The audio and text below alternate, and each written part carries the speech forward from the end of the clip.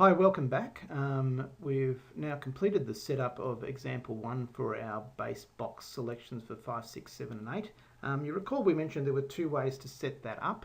We've effectively completed example 1A, where we've defined base system A as having 4 selections, and we've picked one permutation ABC for the trifecta and ABCD for the first 4, which allows those selections to be boxed.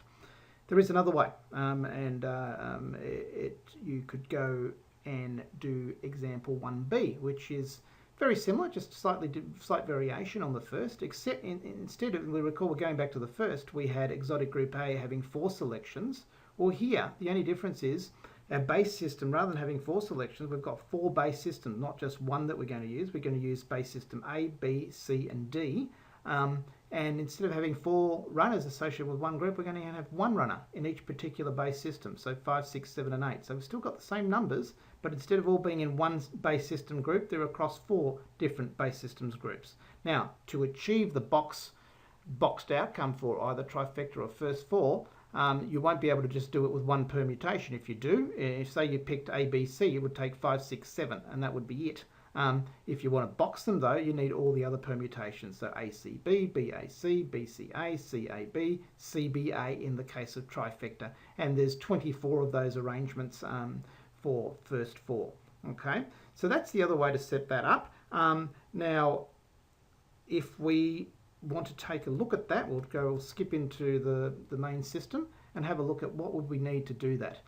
So I'll leave system A intact, so we don't need to change that. But if I pop in, as I said, that's system A and it's got 5 to 8. And you can have a quick look. It's set up as an exotics only system and it's active for now. But I'll close this now. So that's taking a look at system A. But instead of using system A, we'll leave that as is.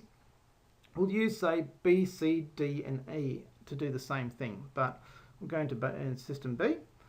And here we will pick starter number 5. Previously we had 5 to 8, but this time we're going to have only 5 and we're going to activate it. And I'll close that. I'll go into system C.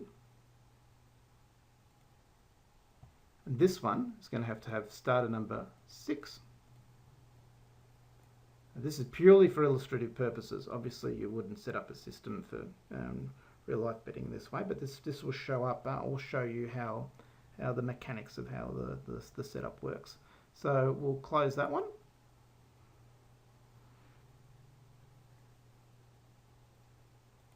Then we'll go to D.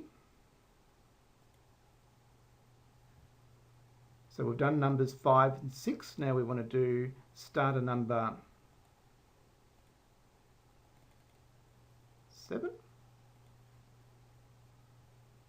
And we'll activate that.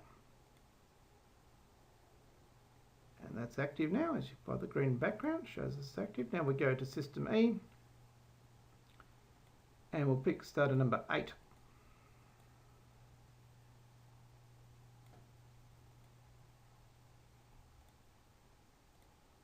And we'll make that active. Alright, so now we've got 5 systems. First system has numbers 5, 6, 7, 8 all in one system. Okay, 5, 6, 7, 8, exotics only, active, one system. Whereas B to E have got just the singular numbers defined, okay, for illustrative purposes. So we'll be able to follow this in the live processing in a moment. Starter number 5, active. For B, we're just double checking everything, just to make sure that everything's properly set up. 6, active for system C, exotics only, perfect. Go to D, and go to D and look at D, number 7, active. And I know I'm being a bit repetitive, just making absolutely sure everything's set up nicely, and number 8, and active. Now I've left all meeting types in this particular case, that's fine. We'll leave it there. So now we've got that system set up.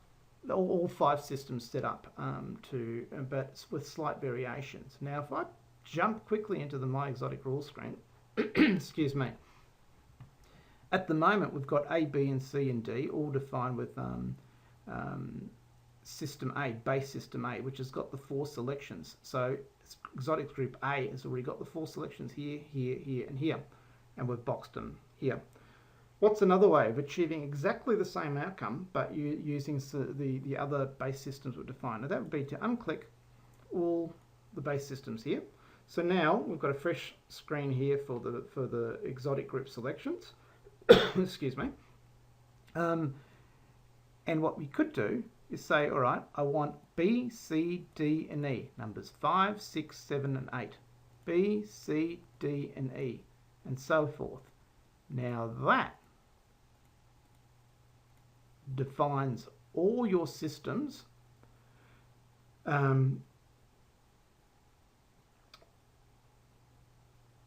into exotic group A. So you've actually got exactly the same outcome, and you could leave it with one permutation, and one permutation only selected, and will achieve exactly the same outcome. But there's another way. And what's the other way? You basically leave B in group A, C in group B, D in group C, and E in group D. So what does that mean? Group A has got number 5 only. Group B has got number 6 only. Group C has got number 7 only. And Group D has got number 7 only. Sorry, number 8 only. So 5, 6, 7, 8. Okay? Singular entries in each of these.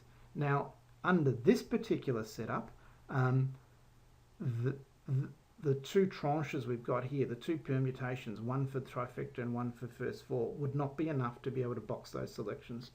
Excuse me, I'm getting a dry throat. For trifecta, you would need to pick each of these limbs. Now, under that selection, you're covering all arrangements, all possibilities of exotics group A, B, and C. And you would have the trifecta boxed with numbers 5, 6, and 7, and 8. Similarly, if you were going to do first 4, you'd want to pick every single one of these. Now, I won't do that now, okay? But that just illustrates the setup flexibility that you have. Now, you might think, well, why do I need to do that for boxing tries, all these different variations? You don't. You definitely don't. It's there, and this flexibility is there for the more complex structures, but you need to understand how the mechanics and how it works with the basic structures before you can move on to those. Okay, so we'll go back to this setup, unclick those, and we'll leave it at this for now and come back with some more discussion shortly. Thank you very much.